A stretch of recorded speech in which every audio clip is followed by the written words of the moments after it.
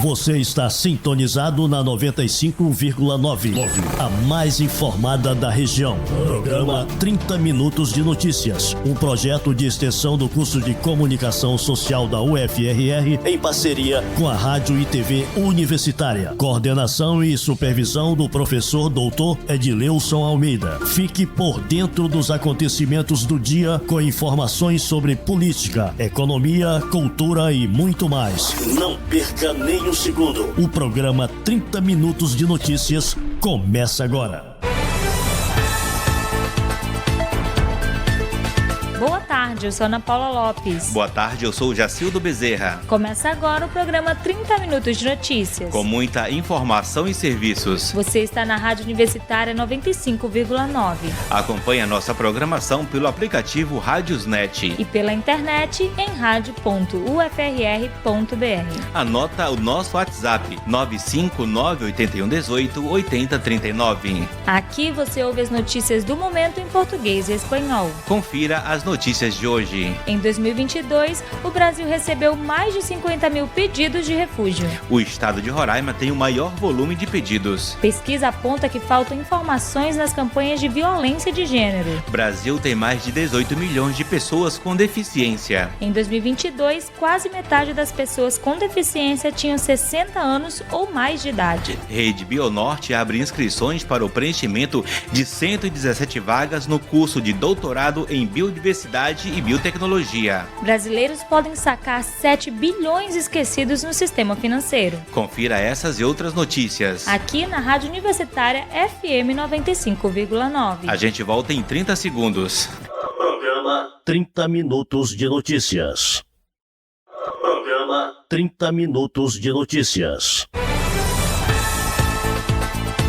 Brasileiros podem sacar 7 bilhões esquecidos no sistema financeiro. Segundo o Banco Central, o sistema de valores a receber devolveu mais de 4 bilhões de um total de mais de 11 bilhões colocados à disposição pelas instituições financeiras. Vamos conferir os detalhes. Os brasileiros ainda não foram sacar mais de 7 bilhões que estão esquecidos no sistema financeiro.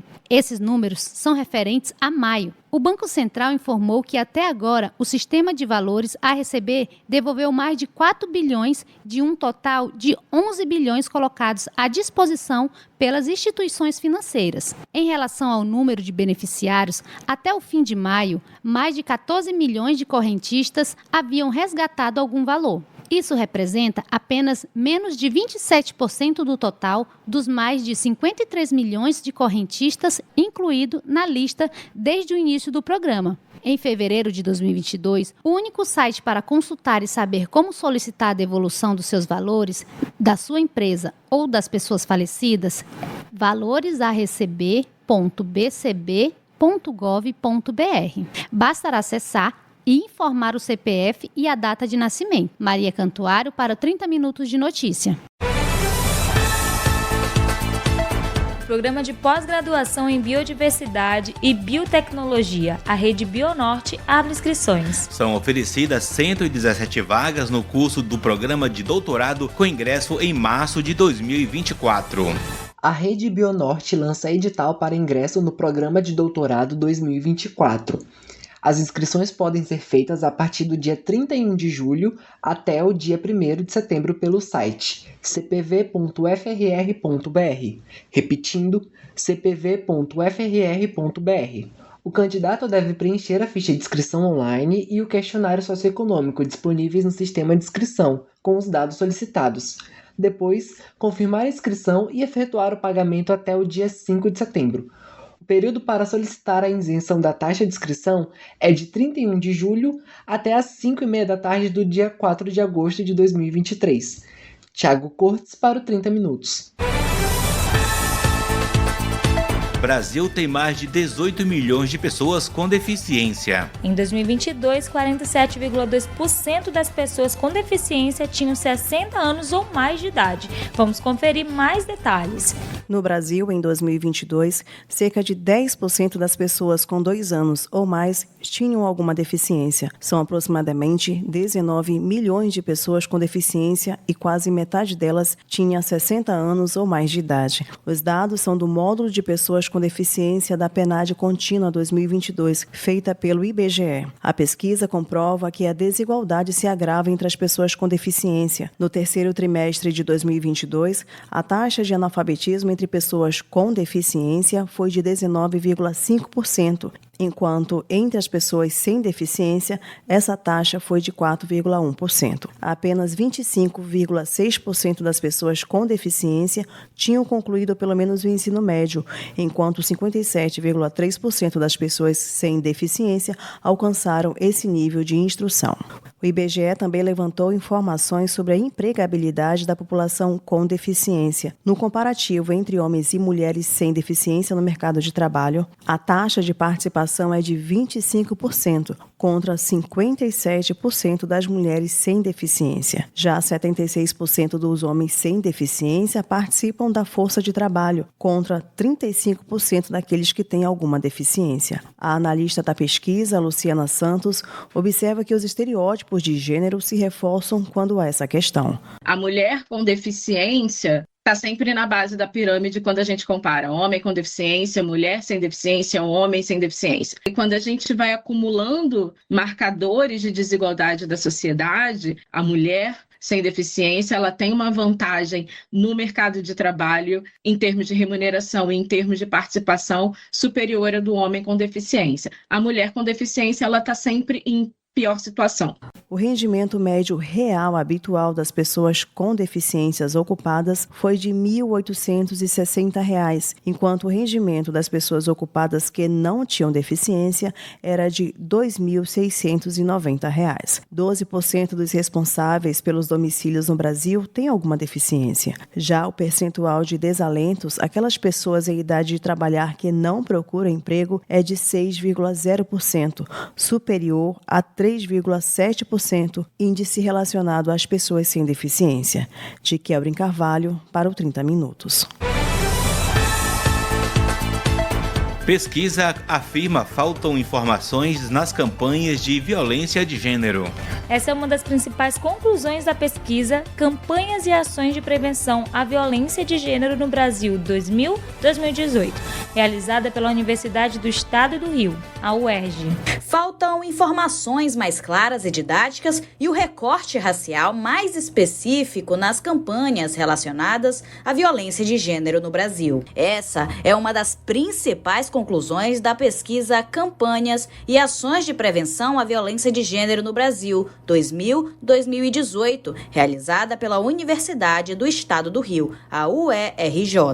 O estudo analisou a eficácia das campanhas neste período por meio de buscas na internet e contato com instituições públicas e privadas. Clara Araújo, professora e pesquisadora do Programa de Pós-Graduação em Ciências Sociais da UERJ e uma das responsáveis pela análise, ressalta que, apesar do crescimento dessas campanhas, especialmente a partir de 2013 e maior sensibilização da sociedade para o tema, as iniciativas ainda são muito genéricas. A maior parte dessas campanhas ela é ainda muito genérica. O que quer dizer? Elas são chamamentos assim, muito gerais em relação à violência contra a mulher deve ser condenada, coisas assim. O que nos faz suspeitar de que ela, na realidade, não consegue atingir muito públicos específicos, sabe? O público-alvo, que são mulheres, situações de vulnerabilidade, né? Quer dizer, elas falam de uma forma muito geral. 70% quase dessas campanhas são assim. Outro grave problema apontado pela pesquisadora é o baixo percentual de veiculação de canais de denúncia nas campanhas. A pesquisadora também destaca que faltam mais informações sobre as categorias e incidências de violência. Além disso, a maior parte das campanhas tratam figuras de mulheres brancas, o que não corresponde ao perfil das que mais sofrem com esse tipo de violência. Só 25% traz uma informação dirigida às mulheres no sentido de ligue 180, ou procure um posto, a delegacia, ou procure a Casa da Mulher Brasileira, né? Então, essas mulheres também elas não se sentem apoiadas. A pesquisa contou com o apoio da FAPERJ, a Fundação Carlos Chagas Filho de Amparo à Pesquisa do Estado do Rio de Janeiro e da CAPES. Com informações da EBC, Lara Muniz, para o 30 Minutos de Notícias.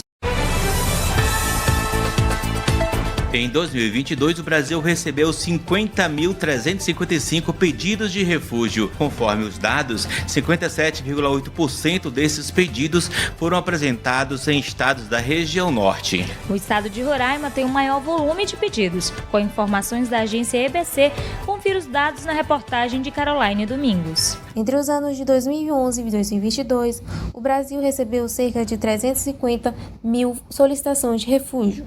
Só em 2022, o país teve mais de 50 mil pedidos, conforme dados divulgados pelo Observatório das Imigrações Internacionais, o OMBImigra, uma parceria do governo federal com a Universidade de Brasília.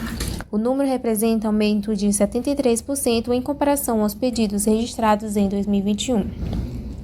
Os pedidos foram apresentados por pessoas de 139 países, sendo 67,% de origem venezuelana, 10,9% por cubanos e 6,8% por angolanos. As três nacionalidades representam 84,7% do total.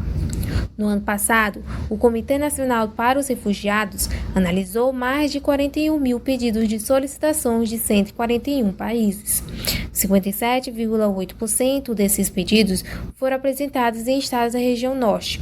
O maior volume foi registrado em Roraima, com 41,6%. Depois o Amazonas, com 11,3%. E do Acre, com 3,3% de solicitações. Dos pedidos analisados, 5.795 pessoas tiveram a condição de refugiar por reconhecimento no Brasil, sendo que 80% dos pedidos foram de pessoas venezuelanas. Ao final de 2022, o Brasil tinha 65.840 pessoas refugiadas reconhecidas. A pesquisadora Tânia Tuanti, do Observatório das Imigrações Internacionais, destaca o aumento no número de mulheres entre os refugiados no Brasil, que tem crescimento gradual a partir de 2018. Em 2011, os homens correspondiam a 66,76% dos solicitantes de refúgio, contra 15,84% das mulheres. E em 2022, eles eram cerca de 54,58% e as mulheres com 45,38%. E agora a gente está tendo uma chegada maior de mulheres por reunificação familiar ou mesmo também de forma independente. Mas a gente tem essa característica aqui no Brasil. A idade dessas pessoas são basicamente economicamente ativas. Então, elas estão no mercado de trabalho, elas vêm buscando o mercado de trabalho. E a escolaridade é média também, algumas com graduação, mas a maioria é com término do ensino médio completo. Outra tendência observada pelos pesquisadores é o número cada vez maior de solicitações de crianças e adolescentes, o que caracteriza um rejuvenescimento das imigrações. Caroline Domingos, para os 30 Minutos de Notícia. Você está na Universitária FM 95,9. Programa 30 Minutos de Notícias. Programa 30 Minutos de Notícias. E agora é a hora da entrevista do dia. E na entrevista de hoje, Edileuson Almeida conversa com o professor Dr. Roberto Ramos, coordenador estadual do Laboratório de Estudos Geopolíticos da Amazônia Legal. Vamos conferir. Entrevista do dia. E já está aqui conosco no Estúdio 2 da 95,9 o professor Dr. Roberto Ramos, professor titular da Universidade Federal de Roraima e coordenador do Laboratório de Estudos Geopolíticos da Amazônia Legal. Boa tarde, professor, seja bem-vindo. Boa tarde, Edileuson, boa tarde, ouvintes. É um prazer sempre estar aqui. Professor, nós já estivemos aqui, o senhor esteve aqui falando inicialmente sobre no programa 6, no dia 14 de junho, o senhor esteve aqui conversando sobre o laboratório. Nós tivemos aqui a professora Antônia Miguel, que veio falar sobre os boletins eleitorais. Semana passada tivemos o professor Kleber, que veio falar sobre os boletins legislativos. Mas, além disso, também tem os grupos focais, né, feitos pelo Legal. Os estudos focais, eles dão uma amostra, uma ideia de como a população pensa, né? E a nossa ideia é entender esse pensamento amazônico a partir das pessoas que vivem aqui, né? Do que elas pensam sobre determinados temas. Por isso que nós reunimos pessoas e colocamos algumas questões para que essas pessoas conversem entre si e, através de um mediador, possam levar a uma análise, a uma percepção daqueles pontos que sejam relevantes para a compreensão da proposta de estudo do Legal. Essa é a ideia central. O que já foi feito até o momento nesses estudos focais, professor? Que temas já foram debatidos? As rodadas do estudo focal, primeiro, reuniu pessoas da Amazônia inteira, ou seja, dos 9 estados da Amazônia. Foram selecionadas as capitais e mais alguns municípios do interior. No caso de Roraima, por exemplo, nós tivemos, além de Boa Vista, populações de Caracaraí e de Rorianópolis. Nós reunimos pessoas e discutimos temas, discutimos se a questão ambiental ela vai entrar como um atalho eleitoral para a decisão do voto. A nossa intenção era saber, primeiro, assim, o eleitor ele se preocupa com esse tema ambiental e segundo, se é capaz do tema ambiental ser algo que possa levá-lo a decidir o voto por um candidato. O estudo focou muito em cima disso e foi interessante a gente poder ouvir o que eleitores, tanto homens, mulheres, jovens, adultos, pensam sobre o assunto. É uma questão muito importante que reflete muito no nosso dia a dia, apesar de não estar na nossa agenda. Sim, algo que o estudo focal mostrou é que o eleitor da região amazônica, embora a Amazônia esteja no centro do mundo, ele não tem ainda essa preocupação com a questão ambiental para decidir o seu voto. E é um tema extremamente importante, né, atual, de discussão. É como se não atingisse a gente, como se nós aqui tivéssemos outras preocupações associadas ao desenvolvimento ou à própria sobrevivência em termos de saúde, educação, habitação, que são temas nacionais, são temas importantes, né, para países em desenvolvimento, mas é como se isso não fosse considerado ainda, no caso a pauta ambiental, algo relevante. E é relevante, é extremamente importante. Nós estamos assistindo isso com o aquecimento global, com problemas muito sérios no mundo inteiro. Mas nos parece que essa questão ambiental é muito sensível, muito delicada no estado de Roraima, em função de algumas pautas, de algumas questões, principalmente da exploração mineral, da questão da exploração madeireira, porque nós temos tanta dificuldade ainda em aceitar uma discussão mais racional sobre essa temática. Eu acho que falta um trabalho maior de conscientização, né, junto à população. Ela entender dessa importância. Lógico que nós temos algumas questões associadas ao desenvolvimento que ainda nos parece que a gente precisa superar, né? Encontrar uma matriz de desenvolvimento sustentável, aceitável pela sociedade, um maior engajamento da classe política nesse sentido, e aí a gente percebe que as políticas públicas no legislativo nem sempre são relacionadas à questão ambiental, né? Assim, tem muito pouco produzido pelos deputados estaduais. No caso da Assembleia, nós também olhamos a produção legislativa relacionada à questão ambiental, e isso é ainda incipiente, né, para a nossa realidade. Então, a gente sente muito isso. Assim, eu acho que nós estamos muito preocupados com o desenvolvimento econômico sem associar o desenvolvimento sustentável, né? E isso, para a população, parece que não andam juntos. E, na verdade, andam, né? Qualquer desenvolvimento hoje, para dar sustentabilidade ao planeta, precisa incorporar a pauta ambiental. Professor, e quais são os próximos passos? Vem uma eleição municipal, essa pauta ela vai estar presente? Como é que o senhor analisa, né, esse futuro?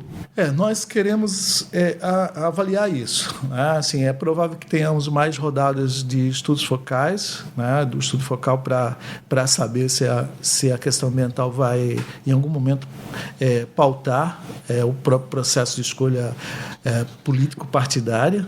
As questões locais associadas à superação de necessidades básicas, né, como um posto de saúde com uma qualidade melhor, com um transporte público mais acessível, com um problema de infraestrutura urbana, isso deve dominar a pauta de discussão dos candidatos. E para o processo como um todo, tem esse outro elemento que é muito marcante nessa trajetória política do Estado de Roraima, que é a questão do clientelismo, né? Assim, eu falo sempre muito isso porque é verdade. Muitos eleitores, eles pautam a sua escolha política pela questão do ganho que eles possam ter na eleição, né? Ou seja, o voto como uma moeda política, uma moeda de troca. E muitos políticos entram no processo de disputa eleitoral também entendendo dessa forma, de que para chegar ao poder público, ao poder político, ele precisa efetivamente comprar eleitores, né, e não apresentar proposta. Isso é triste, mas é uma realidade, infelizmente, no nosso estado, eu diria que na Amazônia e em muitas partes do Brasil. E uma das ideias do legal é justamente essa, né, professor? Subsidiar a sociedade com informações para que ela possa tomar uma decisão mais consciente, né, e menos a curto prazo, né, que é uma medida a curto prazo essa, né? Você resolve um problema de imediato, mas você esconde um problema mais complexo que às vezes vem a longo prazo. Sim, toda a trajetória das pessoas, se a gente for olhar, elas estão, para aquelas que costumam vender o voto, a realidade não mudou muito, né? E nem vai mudar, né? Pelo contrário, as situações vão se agravando ainda mais, porque nós assistimos dificuldades em áreas estratégicas, como a própria educação, né? Com a própria qualidade de saúde pública. Isso afeta muito. E agora, eu sempre sou um estimulador, algo que eu acredito que o jovem pode fazer a diferença. Eu queria aproveitar esse espaço para falar para os jovens, né? Assim, vocês podem construir uma outra história para a cidade de Boa Vista, né? Para o nosso estado de Roraima.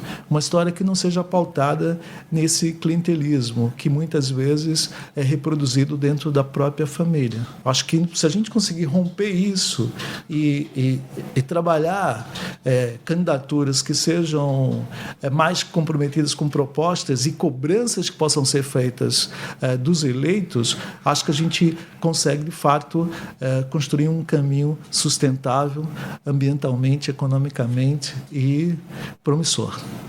Professor, o senhor como cientista político, como é que o senhor analisa esse comportamento? O que o senhor acredita que precisa ser feito para que a gente possa ter uma outra mentalidade? Porque a gente critica muito os políticos, mas acaba elegendo pessoas com os perfis que a gente critica, né?